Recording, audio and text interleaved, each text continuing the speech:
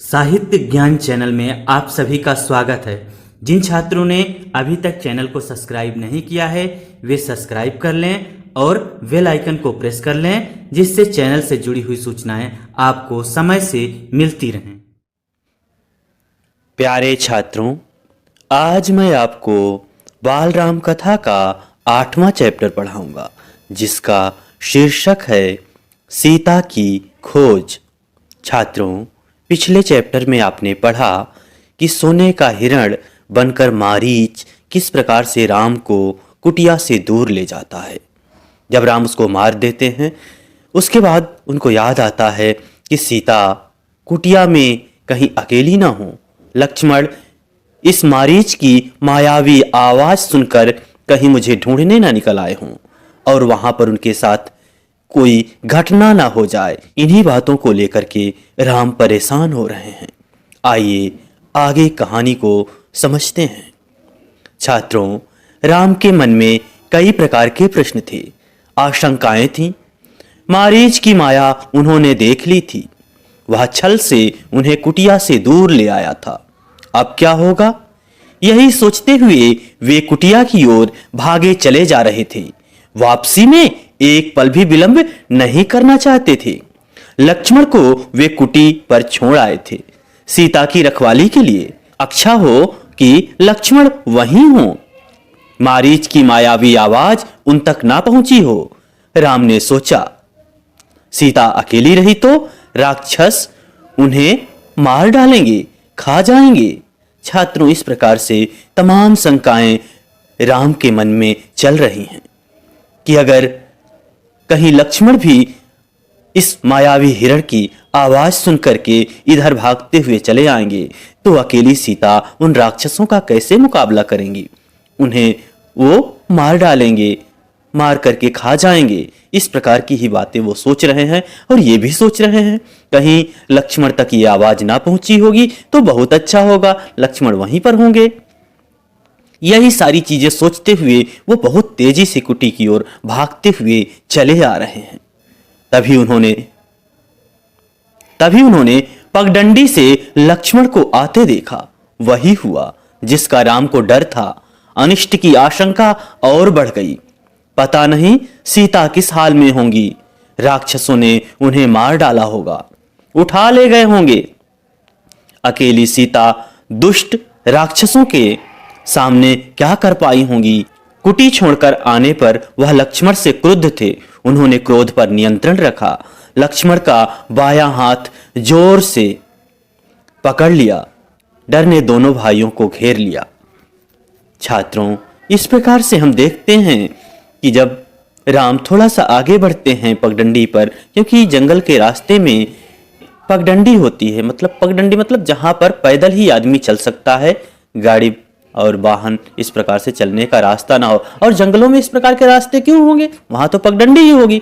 तो उन्हीं पगडंडियों को पकड़ करके लक्ष्मण आ रहे हैं और राम जैसे ही उनको देखते हैं तो उनकी आशंका और बढ़ जाती है। उनके मन में जो डर था वो और बढ़ जाता है।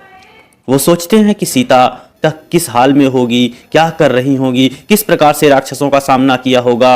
और वो लक्ष्मण कुटी छोड़कर आते हैं, इसलिए उनके ऊपर थोड़ा गुस्सा भी है, क्रोधित भी हैं और भाई का कंधा जोर से पकड़कर दबाते हैं। दोनों भाई डर जाते हैं क्योंकि दोनों को डर घेर लेता है। देवी सीता ने मुझे विवश कर दिया भ्राते, उनके कटु वचन मैं सहन नहीं कर सका, कटाक्ष और उलाहना नहीं सुन सका। मैं जानता था कि आप सकुशल होंगे, आपकी सुरक्षा को लेकर मन में कोई संदेह नहीं था, तब भी मुझे कुटिया छोड़कर आना पड़ा, लक्ष्मण ने कहा।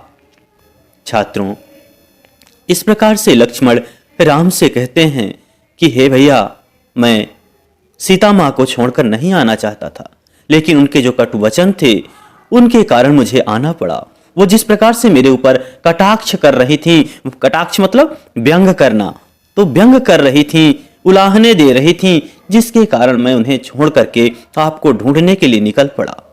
आपकी सुरक्षा को लेकर मुझे कोई संदेह नहीं था कि आपको कुछ हो जाएगा, फिर भी मुझे आना पड़ा। इस प्रकार से राम से वे कहते हैं, यह तुमने अच्छा नहीं किया, तुम्हें मेरी आज्ञा का उल्लंघन नहीं करना चाहिए था। अब जल्दी चलो, मेरा मन चिंतित है। सीता न जाने किस हाल में होंगी, कैसी होंगी। मायावी राक्षसों का कोई ठिकाना नहीं।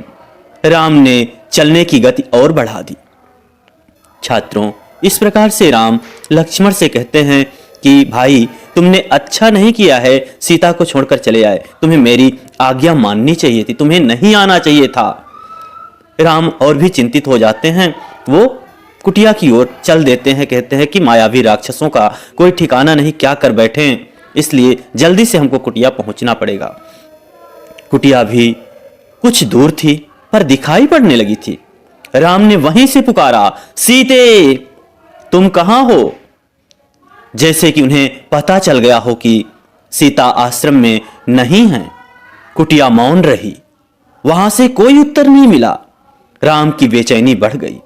छात्रों, इस प्रकार से जब राम देखते हैं कुटिया दिखाई देने लगी है, वो सीता को पुकारते हैं कि कहाँ हैं आप, लेकिन उधर से कोई आवाज नहीं आती। कुटिया एकदम मौन रहती, मतलब वहां से पलट करके कोई आवाज नहीं आई। राम और बेचैन हो जाते हैं। उनकी एक आवाज पर कहीं से भी उपस्थित हो जाने वाली सीता वहां नहीं थी, अनुपस्थित बोलती कैसे? छात्रों, उनके मन में ये आशंकाएं बढ़ती जा रही हैं कि सीता तो एक आवाज में ही बोल पड़ती थी, लेकिन वहां वो उपस्थित ही नहीं है, प्रेजेंट नहीं है, तो कैसे आवाज आएगी उधर से प्रतिक्रिया कैसे आएगी? राम की आवाज पेड़ों से टकराकर हवा में विलीन हो गई, कुटिया के शून्य में समा गई। राम पुकारते रहे, उत्तर में उन्हें हर बार सन्नाटा ही मिला। चुप्पी हर एक ओर थी। हर दिन हवा में झूलने वाले पत्ते शांत थे, लताएं गुमसुम पड़ी हुई थीं, चिड़ियों की चहक लुप्त थी। कुटिया के निकट घूमने वाले पशु पक्षी चुप खड़े थे, सब स्तब्ध। छात्रों, इस प्रकार से वहां का जो पूरा प्राकृतिक वातावरण ही है वही बदल जाता है। जहां हवा जब चलती थी तो पेड़ों के जो पत्ते होते हैं उनमें जो खरखराहट होती थी, जो उनमें आवाजें होती थी, वो भी आज शांत हैं। जो भी राम की आवाज निकलती वो इधर उधर पेड़ों से टकरा करके हवा में विलीन हो जाती। राम पुकारते रहे, उत्तर में उन्हें हर तरफ से सन्नाटा ही मिला, मतलब कोई आवाज नहीं आई। हर ओर चुप्पी थी, लताएं भी गुमसुम थी, चिड़िया जो वहां पर पेड़ पौधों पर बोला करती थी वो भी शांत थी, जो भी वहां पर पशु पक्षी थे वो भी चुप थे, सब स्तब्ध थे। सभी लोग, स्तब्ध होना मतलब हैरान होना, सभी हैरान थे, परेशान थे। राम भागते हुए आश्रम पहुंचे।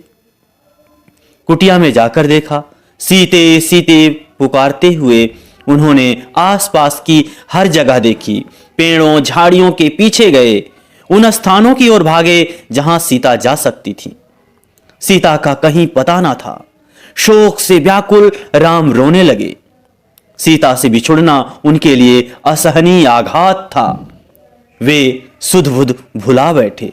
छात्रों, इस प्रकार से राम का हाल बहुत बुरा हो जाता है। वे आश्रम में भागकर जाते हैं, देखते हैं कि कुटिया में सीता नहीं है। वे सीता सीता करके, सीते सीते करके पुकारते हैं। आसपास के जितने स्थानों पर हो सकता है कि सीता जा सकती हैं वहां जाकर के देखते हैं, पेड़ों के पीछे, झाड़ियों के पीछे, हर स्थान पर वो भागते हैं, लेकिन उन्हें सीता कहीं दिखाई नहीं देती। शोक से वो व्याकुल हो जाते हैं, सीता के वियोग में वो व्याकुल हो जाते हैं और सीता से बिछुड़ना उनके लिए बहुत बड़ा आघात था। वो अपनी सुध बुध भुला करके बैठ जाते हैं। विरह में वे गोदावरी नदी के पास गए। उससे पूछा, तुमने सीता को कहीं देखा है? नदी ने कोई उत्तर नहीं दिया। वे पंचवटी के एक एक वृक्ष के पास गए, सबसे पूछा, कोई सीता का पता बता दे। हाथी के पास गए, शेर से पूछा। तो छात्रों, इस प्रकार से राम सबके पास जाते हैं, नदी के पास जाते हैं, पेड़ों के पास जाते हैं। जब अपना कोई खोता है बच्चों, तो यही होता है कि जहां तक हम खोज सकते हैं वहां तक खोजते हैं, वो मिले या ना मिले, लेकिन हम अपनी तरफ से पूरी कोशिश करते हैं उसको ढूंढने की। वही कोशिश यहाँ राम कर रहे हैं सीता को ढूंढने की। वो हर एक वृक्ष से पूछते हैं, जब जानते हुए भी कि ये वृक्ष उत्तर नहीं देगा, ये नदी उत्तर नहीं देगी, क्योंकि ये जड़ हैं, चेतन नहीं हैं, इनके अंदर उस प्रकार की चेतना नहीं है कि वो आपकी बातों को बता सके। वो पत्थरों से पूछेंगे, शेर से पूछेंगे, हाथी से पूछेंगे। तो हर एक जो भी उनसे मिलता वो सभी से पूछते। पत्थरों, चट्टानों, पत्थरों से प्रश्न किया। शोक संतप्त राम भूल गए कि चट्टानें नहीं बोलती, पेड़ पौधे बात नहीं करती, उनकी भाषा मौन है, उनके उत्तर भी मौन ही हैं। तो इस प्रकार से छात्रों, आप जानते हैं कि इस प्रकार के पेड़ पौधे नहीं बोल सकते, पत्थर नहीं बोल सकते, फिर भी जब हम अपनों को ढूंढते हैं तो सोचते हैं शायद कोई निशान, कोई यहाँ से कुछ चीजें मिल जाएं। वही राम भी कर रहे हैं। राम की मानसिक स्थिति विक्षिप्त जैसी हो गई। राम की मानसिक स्थिति जो है बिल्कुल पागलों जैसी हो गई। एक बार उन्हें लगा कि सीता वहीं है, कुटिया के पास, अभी भागकर पेड़ के पीछे छिप गई हैं उन्हें खिंचाने के लिए। इस प्रकार से राम सोचते हैं कि सीता उन्हें खिंचा रही हैं, चिढ़ा रही हैं, परेशान कर रही हैं, वो अभी अभी भाग करके एक पेड़ के पीछे छिप गई हैं। इस प्रकार से उनको लगता है।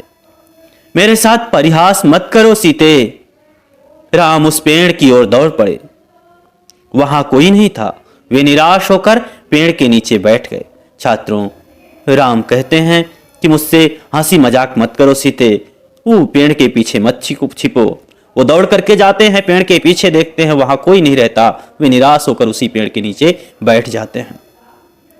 राम का दुख लक्ष्मण से देखा नहीं जा रहा था। उनका व्यवहार सहन नहीं हो रहा था। वे राम के निकट गए। विलाप करते राम ने कहा, मैं सीता के बिना नहीं रह सकता, तुम अयोध्या लौट जाओ लक्ष्मण। मैं वहां नहीं जाऊंगा, यहीं प्राण दे दूंगा। मैं सीता के साथ आया था, उसके बिना कैसे लौटूंगा? नगर वासियों को क्या मुंह दिखाऊंगा? तुम जाओ, मुझे यहीं छोड़ दो।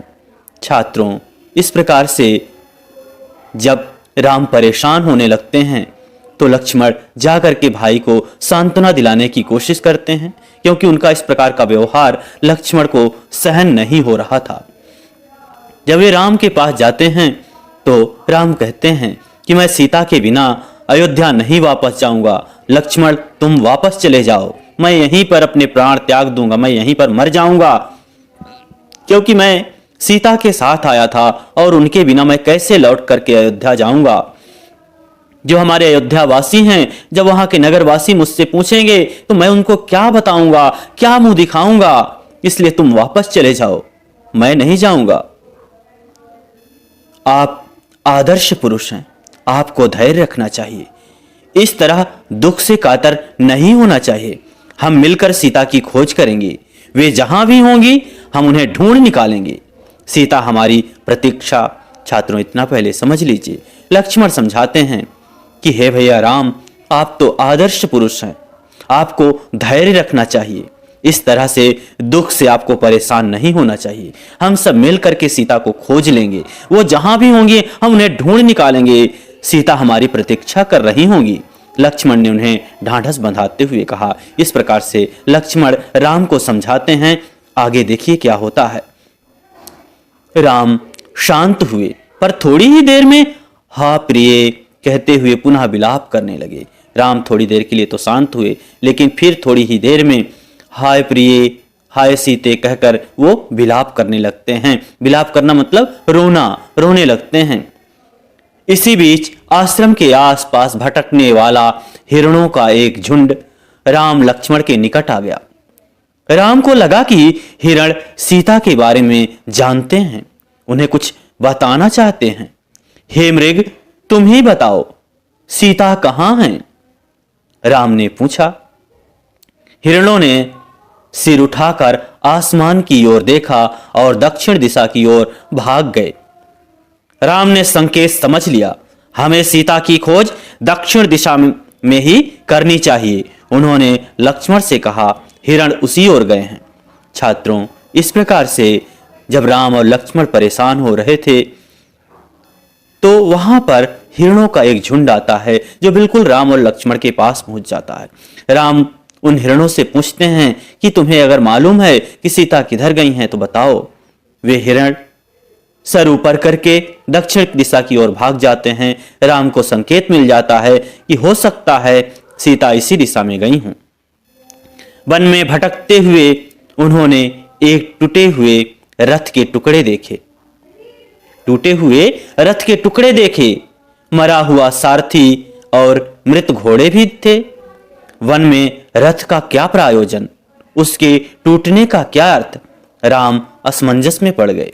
छात्रों, इस प्रकार से जब राम भटकते हुए सीता को खोज रहे थे, उन्हें कुछ रथ के टुकड़े मिलते हैं, मरा हुआ सारथी उनको दिखता है, घोड़े दिखते हैं, तो राम भी आश्चर्य में पड़ जाते हैं, असमंजस में पड़ जाते हैं कि यहाँ ये घोड़े और इस प्रकार से सारथी और रथ का टुकड़ा क्यों, कहां से आया होगा? यही सब वो सोचने लगते हैं। लगता है थोड़ी देर पहले यहां संघर्ष हुआ है। लक्ष्मण ने कहा, यह पुष्पमाला वही है जिसे सीता ने वेणी में गूंथ रखा था। निश्चित तौर पर सीता राक्षसों के चंगुल में फंस गई हैं। यह माला संघर्ष के दौरान वेणी से टूटकर गिरी होगी। छात्रों, इस प्रकार से जब वहां पर वो लोग देखते हैं तो लगता है कि उनको कि कुछ यहां पर संघर्ष हुआ है, आपसी झड़प हुई है, किसी के साथ झगड़ा हुआ है। लक्ष्मण ने कहा, यह जो पुष्पों की माला है, इसे सीता मां ने अपने वेणी में अर्थात अपने बालों में गूंथ रखा था। निश्चित तौर पर सीता राक्षसों के चंगुल में, लगता है राक्षस उनको उठाकर ले गए हैं और संघर्ष के दौरान ही ये फूल टूट करके यहां गिरे होंगे। आगे देखिए, पर यह रथ कैसे टूटा? राम सोचने लगे। सीता के संघर्ष से यह नहीं टूट सकता। अवश्य किसी ने राक्षसों को चुनौती दी होगी, उससे युद्ध किया होगा। छात्रों, इस प्रकार से राम को यह महसूस होता है कि यह सीता के संघर्ष के कारण तो नहीं टूटा होगा, जरूर किसी ने राक्षसों से संघर्ष किया है और उसी कारण हुआ है। वहां से थोड़ी ही दूर राम ने पक्षीराज जटायु को देखा, पंख कटे हुए, लहलुहान, अंतिम सांसें गिनते हुए। हे राजकुमार, सीता को रावण उठाकर ले गया है, मेरे पंख उसी ने काटे। सीता का विलाप सुनकर मैंने रावण को चुनौती दी, उसका रथ तोड़ दिया, सारथी और घोड़े को भी मार डाला, स्वयं रावण को घायल कर दिया, पर मैं सीता को नहीं बचा सका। रावण उन्हें लेकर दक्षिण पश्चिम दिशा की ओर उड़ गया। कहते कहते जटायु ने प्राण त्याग दिए। छात्रों, इस प्रकार से जब राम लक्ष्मण सीता को ढूंढते हुए थोड़ा आगे बढ़ते हैं तो उन्हें पक्षीराज जटायु मिलते हैं, जिनके पंख कटे हुए हैं, लहूलुहान हैं, अंतिम सांसें गिन रहे हैं। वे राम को देखकर, राम लक्ष्मण को देखकर कहते हैं, हे राजकुमार, रावण सीता को उठाकर दक्षिण पश्चिम दिशा की ओर ले गया है। मैंने उससे संघर्ष किया, बचाने की बहुत कोशिश की, उसके रथ को तोड़ दिया, उसके सारथी को मार डाला, उसके घोड़ों को मार डाला, लेकिन रावण को घायल कर दिया। उसके बावजूद वो सीता को उठा करके भाग गया, मेरे पंखों को काट दिया है, जिसके कारण मैं यहां गिर पड़ा, मैं उससे सीता को बचा नहीं पाया। इस प्रकार से जटायु कहता है। राम ने आगे बढ़ने से पहले जटायु की अंतिम क्रिया की। वे सोचते रहे, पछताते रहे, यह कैसा विधान है, मैं तो कष्ट में ही हूं, मेरी सहायता करने वालों को भी इतना कष्ट। राम की आंखें नम हो आई। उन्होंने जटायु को अंतिम बार प्रणाम किया। छात्रों, इस प्रकार से राम आगे बढ़ने से पहले जटायु का अंतिम संस्कार करते हैं, उसका दाह क्रिया करते हैं, और वो मन ही मन सोचने लगते हैं कि ये कैसा विधान है कि जो मेरी सहायता करने चाहते हैं, मेरा सहयोग करना चाहते थे, उनको इस प्रकार का दंड क्यों मिला। वो राम जटायु को अंतिम बार प्रणाम करके आगे बढ़ते हैं। जटायु ने सीता के बारे में महत्वपूर्ण सूचना दी थी, रावण का नाम बताया, दिशा बताई, जिधर सीता को लेकर वह गया। राम जटायु की चिता के पास मौन खड़े थे। यह समय विलाप करने का नहीं है, हमें तुरंत दक्षिण पश्चिम दिशा की ओर जाना चाहिए, सीता उधर ही होंगी। लक्ष्मण ने तत्परता दिखाई। छात्रों, इस प्रकार से राम लक्ष्मण जटायु का दाह संस्कार करके आगे बढ़ते हैं। लक्ष्मण कहते हैं कि हमको जल्द से जल्द दक्षिण पश्चिम दिशा की ओर आगे बढ़ना होगा और सीता की खोज करनी होगी। आगे का मार्ग और कठिन था। राम और लक्ष्मण को लगभग हर दिन राक्षसी आक्रमणों से जूझना पड़ा। अनेक कठिनाइयां आईं, अवरोध मिले। दोनों राजकुमार प्रत्येक बाधा पार करते चले ही गए। उनके सामने लक्ष्य स्पष्ट था, दिशा तय थी, उन्हें कोई नहीं रोक सकता था। वन मार्ग जितना कठिन होता गया, उनकी दृढ़ता बढ़ती गई। छात्रों, इस प्रकार से जब वो दक्षिण पश्चिम दिशा की ओर बढ़ने लगे तो अनेक राक्षस उन पर आक्रमण करते, अनेक कठिनाइयां उत्पन्न करते, अवरोध उत्पन्न करते, जिससे राम उधर न जा पाए। दोनों राजकुमारों के मार्ग में अनेक बाधाएं आई, लेकिन उन सब को पार करते हुए वे दृढ़ता के साथ आगे बढ़ते गए। जितनी भी कठिनाइयां आती, उससे उनका हौसला, उनकी दृढ़ता और बढ़ती चली जाती और वो उस तरफ बढ़ते चले जा रहे थे। वनवासी राजकुमार प्रतिदिन सुबह उठते और दक्षिण पश्चिम दिशा की ओर चल पड़ते। एक दिन यात्रा के प्रारंभ में ही एक विशालकाय राक्षस ने उन पर आक्रमण कर दिया। उसका नाम कबंध था। कबंध देखने में बहुत डरावना था। मोटे मांसपिंड जैसा गर्दन नहीं थी, एक आंख थी, दांत बाहर निकले हुए, जीभ सांप की तरह लंबी और लपलपाती हुई। छात्रों, इस प्रकार से जब वो आगे बढ़ रहे थे तो एक दिन सुबह जब वो निकलते हैं तो कबंध उन पर आक्रमण करता है। बहुत विशालकाय वो राक्षस था, बिल्कुल मांस का पिंड था, बहुत बड़ा, और उसके सर नहीं था बल्कि उसकी एक आंख थी और उसके दांत थे और उसकी जीभ बिल्कुल लपलपाती हुई बहुत बड़ी सी निकलती थी। इस प्रकार से वो देखने में बहुत डरावना था। राम लक्ष्मण को देखते ही कबंध प्रसन्न हो गया। उसने दोनों हाथ फैलाए, एक एक हाथ में दोनों भाइयों को पकड़कर हवा में उड़ा दिया। उसे मनमाना आहार मिल गया था। बैठे बिठाए वह अपने शिकार को भुजाओं में लपेटकर मुंह तक ले जाता। छात्रों, इससे पहले कि राम लक्ष्मण ने अपनी तलवारें निकाल लीं, एक ही झटके में कबंध के हाथ काट दिए। उसके हाथ धरती पर गिर पड़े। छात्रों, इस प्रकार से वो कबंध राक्षस क्या करता था, जो भी उधर जीव जंतु जिनको भी वो पा जाता, अपनी बाहों से लपेट करके सीधे अपने मुंह में ले जाता और खा लेता था। इसी प्रकार से राम के साथ राम लक्ष्मण के साथ भी करता है। उनको अपने हाथों से पकड़ करके सोचता है मुंह में डालने के लिए, लेकिन राम लक्ष्मण अपनी तलवार से उसके हाथों को काट देते हैं। कबंध उनकी शक्ति और बुद्धि पर आश्चर्यचकित रह गया। कौन हो तुम दोनों? उसने पूछा। हम अयोध्या के महाराज दशरथ के पुत्र हैं, राम और लक्ष्मण। रावण ने राम की पत्नी सीता का हरण कर लिया है, हम उन्हीं की खोज में निकले हैं। छात्रों, इस प्रकार से जब उसकी भुजाएं कट जाती हैं तो वो कबंध उनसे पूछता है कि कौन हो तुम दोनों? तो वो राम और लक्ष्मण बताते हैं कि हम अयोध्या के नरेश राजा दशरथ के पुत्र हैं, राम और लक्ष्मण। लक्ष्मण बताते हैं कि राम की पत्नी सीता का हरण हो गया है, हम उन्हीं की खोज के लिए निकले हैं। राक्षस कबंध ने राम के बारे में सुन रखा था, साक्षात उन्हें देखकर प्रसन्न हो गया। उसने कहा, मैं सीता के संबंध में कुछ नहीं जानता, लेकिन तुम दोनों की सहायता का उपाय बता सकता हूं। मेरा एक छोटा सा आग्रह स्वीकार करो तो मेरा अंतिम संस्कार राम करें। छात्रों, इस प्रकार से जब उसको पता होता है राम के बारे में तो वो सोचता है कि आज साक्षात राम मेरे सामने आ गए। उसने राम के बारे में तो सुन रखा था, लेकिन वो कहता है कि मैं सीता के संबंध में कुछ नहीं जानता, लेकिन आप लोगों की मैं सहायता कर सकता हूं, लेकिन आपको मेरा एक कार्य करना होगा, मेरा अंतिम संस्कार राम करें तब। राम ने इस पर सहमति व्यक्त की तो कबंध बोला, आप दोनों पंपा सरोवर के निकट ऋषिमुख पर्वत पर जाएं। वह वानर राज सुग्रीव का क्षेत्र है। वे निर्वासित जीवन व्यतीत कर रहे हैं।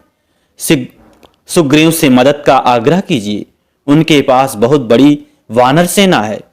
सुग्रीव के वानर सीता को अवश्य खोज निकालेंगे। छात्रों, इस प्रकार से वो राम और लक्ष्मण को बताता है कि आप पंपापुर सरोवर के निकट ऋषिमुख पर्वत पर जाइए, वहां पर वानरों के राजा सुग्रीव हैं। वे वहां पर निर्वासित जीवन व्यतीत कर रहे हैं। निर्वासित मतलब अपने राज्य से निकाल दिए गए। उनका भाई जो बाली है वो क्या किया था, उनको निकाल दिया था। तो कहते हैं उनके पास बहुत बड़ी सेना है, अगर उनके पास जाएंगे तो आपका सहयोग जरूर करेंगे। कबंध की सांस टूटने लगी थी, उसका अंत निकट था। राम और लक्ष्मण को अपने निकट बुलाते हुए उसने कहा, पंपा सरोवर के पास मतंग ऋषि का आश्रम है, वहीं उनकी शिष्या शबरी रहती है। आगे जाने से पूर्व शबरी से अवश्य मिलें। यही बोलते बोलते कबंध ने प्राण त्याग दिए।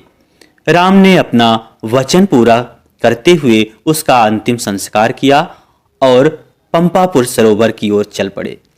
छात्रों, इस प्रकार से जो भी वहां पर कबंध राक्षस बताता है उस प्रकार से ही राम करते हैं, उसका अंतिम संस्कार करते हैं और पंपापुर सरोवर की ओर चल पड़ते हैं। आगे देखिए कहानी में क्या होता है। कबंध की बातों से राम को बहुत ढाढ़स हुआ। सीता तक पहुंचने की आशा बलवती हुई। राम को सुग्रीव की क्षमता और उनकी वानर सेना की शक्ति का पता था। वे जल्दी सुग्रीव तक पहुंचना चाहते थे। छात्रों, इस प्रकार से जैसे ही कबंध जो उनको बताता है उससे राम को बहुत सहयोग मिलता है। उनको ढांढस बनता है कि अब उनको एक सहारा मिल जाता है, कहीं ना कहीं सीता मिल जाएंगी, क्योंकि सुग्रीव जरूर उनका सहयोग करेंगे। और सुग्रीव के बारे में राम भी सुन रखे थे। ऋषिमुख पर्वत का रास्ता पंपापुर सरोवर से होकर जाता था। पंपापुर सरोवर का प्राकृतिक सौंदर्य अद्भुत था। मतंग ऋषि का आश्रम उसी सरोवर के निकट था। लता कुंज से घिरा हुआ सरोवर का पानी मीठा था। छात्रों, इस प्रकार से जब राम और लक्ष्मण आगे बढ़ते हैं किस ओर, ऋषिमुख पर्वत की ओर, और पंपापुर सरोवर जहां पर था, पंपा सर का प्राकृतिक सौंदर्य बहुत सुंदर था, क्योंकि वहां मतंग ऋषि रहते थे, उन्हीं का वहां पर आश्रम था। सरोवर के निकट बहुत से पेड़ पौधे थे, लता कुंज थी, बहुत फूलों के पेड़ थे, और जो वहां का पंपापुर सरोवर था उसका पानी बहुत मीठा था। शबरी की कुटिया आश्रम में ही थी। वह ऋषि की शिष्या थी। उसकी आयु बहुत हो गई थी, जर्जर काया, लेकिन आंखें ठीक थीं। हर पल राम की प्रतीक्षा में खुली हुई। ऋषि ने उसे बताया था कि एक दिन राम आश्रम में अवश्य आएंगे और उससे मिलेंगे। छात्रों, इस प्रकार से वहां जो कुटिया थी पंपापुर सरोवर के पास मतंग ऋषि की, वहां पर कुटिया में शबरी रहा करती थी। वो मतंग ऋषि की शिष्या थी। उसकी आयु तो बहुत हो गई थी, लेकिन अभी भी उसकी आंखें बिल्कुल ठीक थी, उसको दिखाई अच्छे से देता था। हर पल वो राम की प्रतीक्षा करती थी, क्योंकि उसके गुरु जो थे वो कह कर गए थे कि एक दिन राम अवश्य यहाँ आएंगे और उससे मिलेंगे। राम को आश्रम में देखकर शबरी बहुत प्रसन्न हुई। उनकी आवभगत की, सेवा की, खाने को मीठे मीठे फल दिए, रहने की जगह दी। उसकी आंखें तृप्त हो गई। राम ने उससे सीता के संबंध में पूछा। आप सुग्रीव से मित्रता करिए, सीता की खोज में वह अवश्य सहायक होगा। उसके पास विलक्षण शक्ति वाले बंदर हैं। शबरी ने राम को आश्वस्त किया। छात्रों, इस प्रकार से राम को देखकर शबरी बहुत प्रसन्न होती है। वो बहुत ही आवभगत करती है, उनका सेवा सत्कार करती है। और राम जब उससे शबरी से पूछते हैं सीता के बारे में, तो वो कहती है कि आप सुग्रीव से मित्रता करिए, आप उन्हें अपना मित्र बना लीजिए, वो अवश्य आपका सहयोग करेंगे। उनके पास बहुत ही विलक्षण शक्ति वाले बंदर हैं। शबरी ने राम को इस प्रकार से समझाया। अगले दिन राम ऋषिमुख पर्वत चले गए। उनकी व्याकुलता अब और घट गई। उनका मन छात्रों, अगले दिन राम ऋषिमुख पर्वत चले गए। उनकी व्याकुलता अब और घट गई थी, मन की शांति लौट आई थी। इस प्रकार से छात्रों, जब इस प्रकार के लोग सहयोग करने लगते हैं, इस प्रकार से आपकी सहायता लोग करने लगते हैं, तो मन अपने आप शांत होने लगता है। राम वहां से सबरी के पास से सीधे ऋषिमुख पर्वत पर जाते हैं। अब उनकी व्याकुलता, उनकी जो घबराहट थी, धीरे धीरे कम होने लगी थी। अब उनका मन जो है वो शांत होने लगा था। अब उनको भी शांति मिलने लगी थी। छात्रों, ये तो सीता की खोज चैप्टर की कहानी थी। अब इसके बाद हम लोग इस चैप्टर के प्रश्नोत्तर लिखेंगे, तो अपनी अपनी नोटबुक निकालिए और प्रश्नोत्तर लिखिए। छात्रों, पहला प्रश्न देखिए। प्रश्न नंबर 1, राम का मन शंका से क्यों भर गया था? राम का मन शंका से क्यों भर गया था? उत्तर लिखिए। सीता की सुरक्षा को लेकर राम का मन शंका से भर गया था। यहाँ ये शंका सही कर लीजिएगा, ये ऐसे होगा शंका। तो राम का मन शंका से भर गया था। प्रश्न नंबर 2 देखिए। सीता की सुरक्षा के लिए राम ने कुटी में किसे नियुक्त किया था? सीता की देखभाल करने के लिए राम ने किसे कुटी में छोड़कर गए थे?